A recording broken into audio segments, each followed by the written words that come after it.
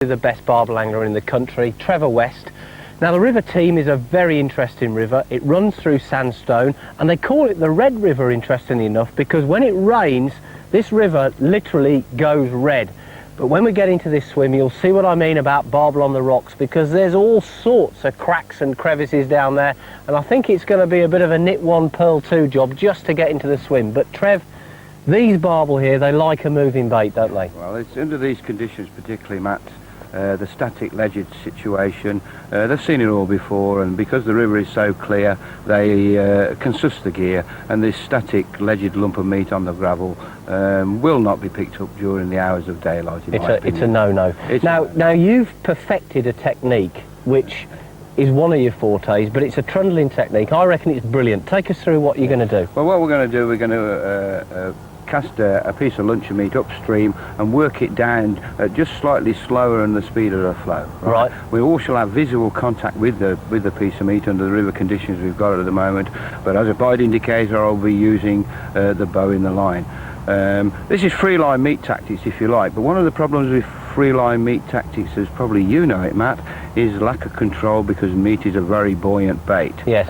But with my little rig, Matt, we've solved that problem. So what you're going to do is you're going to show us how to present meat naturally and trundle it down the current so that the barbel can't tell the difference between a free bit and the bit that's got your iron in it. Yep. Under control. Okay, let's have a look. Come on, what you got here, boy?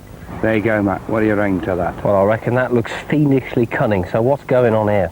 So what we've done, Matt, is substituted a ledger weight which would normally be foot 10 inches, 12 inches up the line, yep, which is an anchor point, yep, plus the bait. What we've done, we've put the ledger weight and the bait all into one place. On the hook. On the hook, which will enable the bait to move down freely under control. So what have you done there, Trev? I've wrapped lead wire around the shank of a number 2 Drennan Continental boilie hook, Matt, to give me the counterbalance weight that I need to cast to the far bank and up and across, but also to take the bait down to the gravel, and it will just bounce and triple and bubble along beautifully, as if it is unattached to a fishing line. So you're going to put a piece of meat now on that hook, yeah? Yes. Okay. This is how it's done, Matt. All right. So we gauge, hold the hook, the eye, and we engage the point in the piece of meat, and we go up and we push.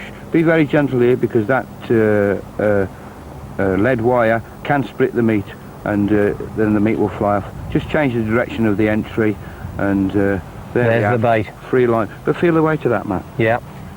That's your ledger and your bait all in one.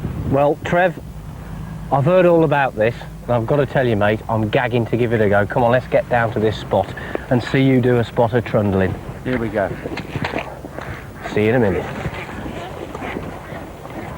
Well, we're perched on this rocky precipice now on the River Team, on the brink, I feel, of great success. Trev, when you bought me barbel fishing, I didn't think we were going mountaineering as well, mate, but I guess you've got to go where the fish are, so come on, give it a shot, my boy.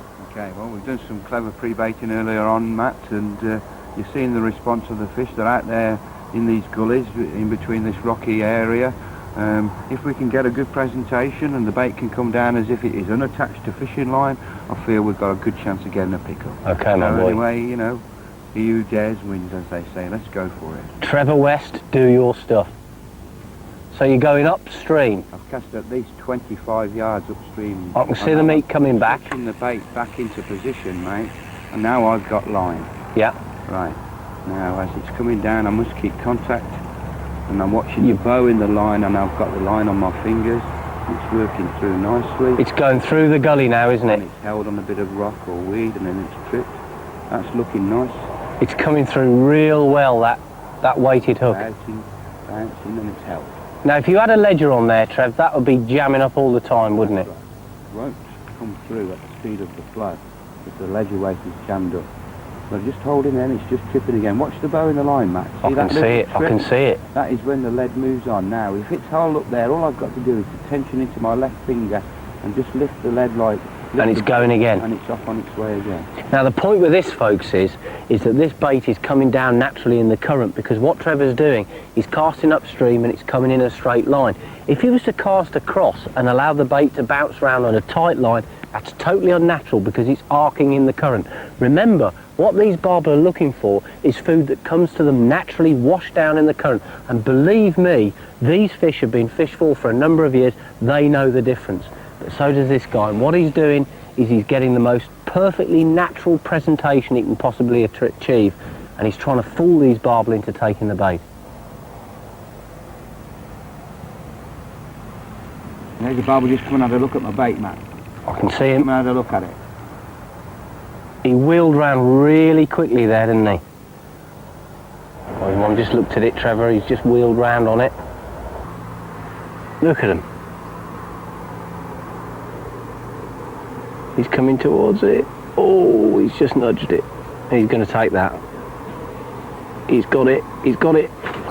Yes! Well done, Trev. Fantastic. Oh, that was almost poetic. Look at that fish go. Look at that fish under that tree. Oh, superb. Now look, Trev, I'm going to have to go down here to net this fish for you. It's not going to be easy, I've got to tell you. Boldly going where no man has gone before. I wouldn't do this for anybody. My God, you need a course in orienteering. Fantastic. I'm trying my best. They're good fish too. Oh, how about that? No, that, my son, is total fishing. Woohoo! Trev, I only got one problem, mate. I can't get back up. But never mind. The haze has boldly gone to these places before, and he's actually fitter than a butcher's dog. And I've got to tell you, folks, while I scramble up this bank, I've fished in all sorts of situations all over the world, but some of the most exciting fishing is right here on your doorstep. What a fantastic place. Those barbel, the river team, the rock climbing, that's total fishing. Come on, let's look at that fish. I'll tell you what. Go, mate, the rig again. Oh, the deadly rig. Let's have a look at this fish. Now, I know it's yours. One thing I'll say, Matt, when we got to the excitement of a fish, this is when fishing rods get broke, mate. It is. So let's just move the fishing rod out of the situation, and then we won't break it. And let's just show people this magnificent creature. What a gorgeous fish. The prize that it's all about. Everyone's a prize. Absolutely beautiful. Yeah. Look at the colour of these fins. They're like a purpley, orangey, bronzy colour, and that's just magnificently summer barbel. Absolutely perfect. Well, all I can say to you, Trev, is put it there, mate. And for anybody watching this programme, if you never go fishing